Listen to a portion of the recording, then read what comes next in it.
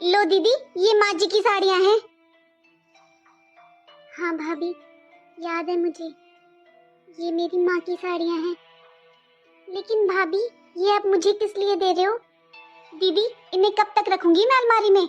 अब माँ जी को मरे हुए पूरा 1 साल हो चुका है। पहले मैंने सोचा दीदी, इन साड़ियों को काम वाली को दे देती हूँ या किसी को जरूरत हो उसको।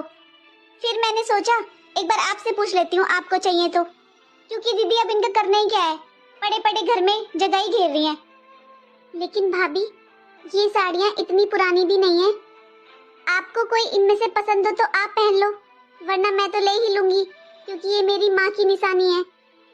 अरे दीदी, कैसी बातें कर रहे हो आप? मैं क्यों पहन लूं माँ जी की साड़ियाँ?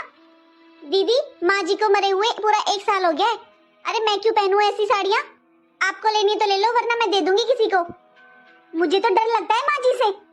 भाभी, ये जो गले में आपने सोने का हार पहना हुआ है, ये भी तो शायद मम्मी का ही है ना?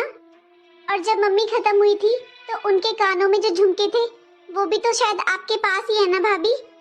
हाँ दीदी, मैंने बहुत संभाल कर रखे हुए हैं। अच्छा भाभी, वो भी दे दो मुझे।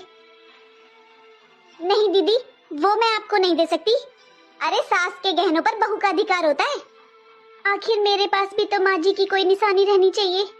अरे मेरी वो सास नहीं, माँ थी, उनकी भी कोई निशानी मेरे पास होनी चाहिए ना दीदी। इसलिए दीदी, वो तो मैं नहीं दूंगी। दीदी, आप ये साड़ी ले लीजिए और इनको रोज बदल बदल कर पहनना आप।